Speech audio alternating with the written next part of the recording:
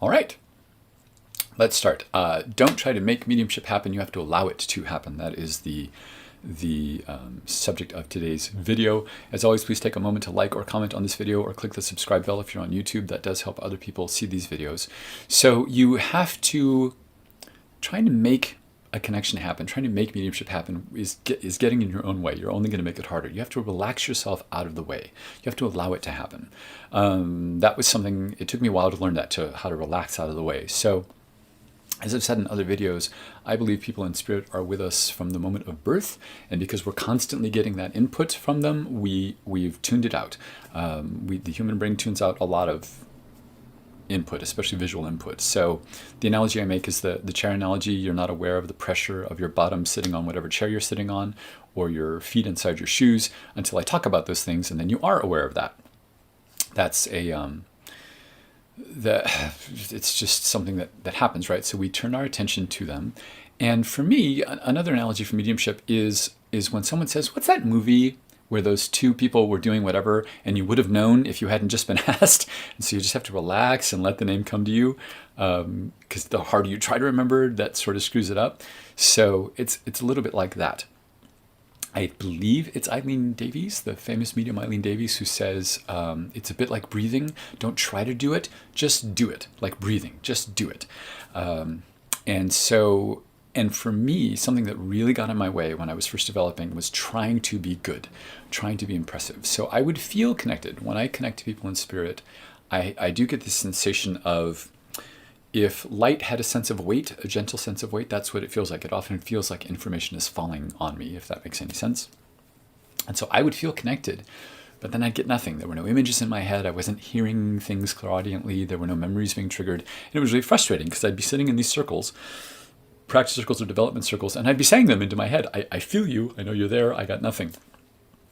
And so it's a long story, but what that turned out to be for me was wanting to be good, wanting to be impressive, wanting to be accurate. I was making it about myself. So, and the dead giveaway that you're doing that, making it about yourself, is worrisome thoughts like it's taking me too long to connect, or I've been quiet for too long, or I'm not saying enough, or everyone else in this circle is better than me, or what do I think I'm doing? That's all making it about yourself. So, memories, a great thing. People, especially in the beginning, we are waiting for some kind of image in our head, or a sound or something like that. And for me, or a feeling of something. For me, what happens a lot is they trigger my memories of things. And so when I find my mind wandering to something, to some subject or some specific memory, I know to talk about that now, because really what's happening is they're wandering you. That's what happens. So, and the trick to letting your mind wander, because they'll wander it for you, is trusting what you're getting. And the key to trusting what you're getting is to not care if you're wrong. Because I got to tell you, you're going to be wrong for the rest of your life. It happens less the more that you do this, but still, people with years of experience still get some things wrong, and that's okay. The trick is to not let yourself stumble over that. So, so a couple of tricks to let your mind wander, to let them wander your mind for you, is to either, for example, look at the room that you're in and let something catch your eye. So like right now, I'm sitting across from a window and I'm looking at the drapes on that window, and that reminds me of a time, for example, when years ago we ordered drapes and the order was wrong. 2 different kinds arrived in the same package. So I would talk about that. If this were a reading, I would talk about that memory, and that just gets the ball rolling. Or looking at your client or looking at your sitter and letting something about what they're wearing or something about them catch your attention, and that'll get your mind going, wandering onto a new subject. So I was paired with this woman once. She had brilliant, beautiful blue eyes that made me suddenly think of Paul Newman. The actor has really brilliant blue eyes. And so I started talking about Paul Newman, and then I could feel a man with me. And I knew he was whatever he was, a lawyer, whatever his profession was. I could feel this was a professional, like white-collar type job. And it turned out his name was Paul. So that kind of thing. You just have to trust what you're getting. So obviously it wasn't Paul Newman, it wasn't the actor, but that got me talking. That got me out of my own head and got me out of the way. And especially when your mind wanders to disconnected things, like memories that happen that are totally unrelated to what you're doing. I always trust those. So I know I've said in another video, I was in a coffee shop. I was reading for a friend. She knows Medium. She asked me to read for her. We were in a coffee shop. So it would have been normal for my mind to wander to food because we had just been eating, or to wander about things we had done together because we had been friends for a long time. But instead I found my mind wandering to a job I had years before when I translated court reporter's notes for LA Superior Court. And I started talking about that, and it turns out the person I was connected to had taught court reporting. So you just want to get yourself started any way you can. Just get the ball rolling and then run with it once it starts.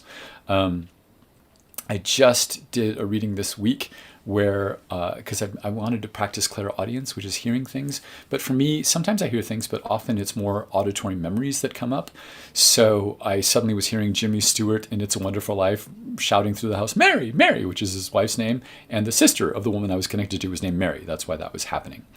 So also, if you get, whether you're new or not, if you get something, if you're getting some image or some sound or some memory, some feeling, and you keep getting it, but your client can't take it, doesn't understand the reference, it may be symbolic. You have to ask yourself, am I getting this in a symbolic way?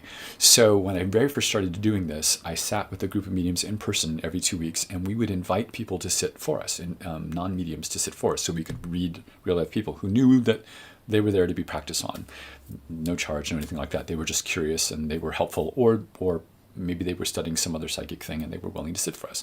So we had this one woman, and she sat down. I immediately could feel a woman was with me. I knew there was a woman with me, and I felt, this has never happened to me before or since, the whole room filled with flowers, like thousands of flowers. It felt like this crushing weight, pleasant, of flowers.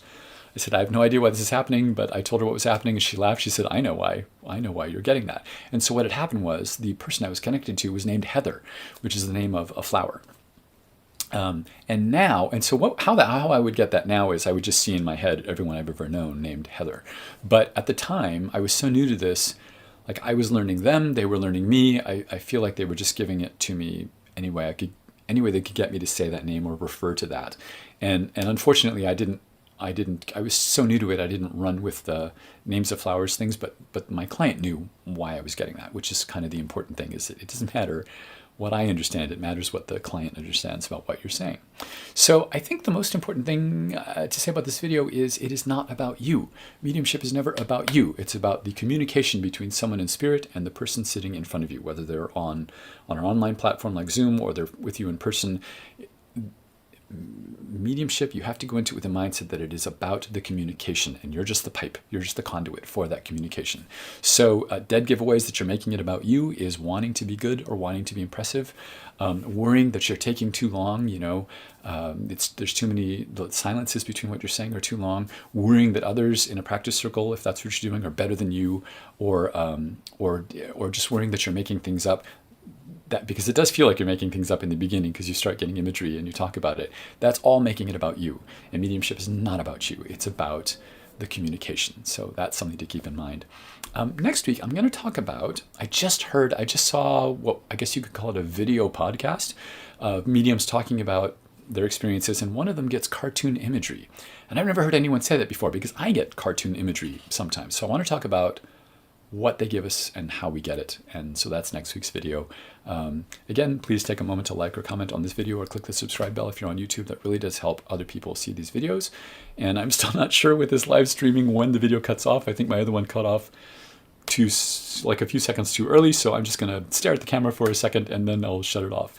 Thank you for watching. This is me babbling so that I can cut off the video at some point. See you next time.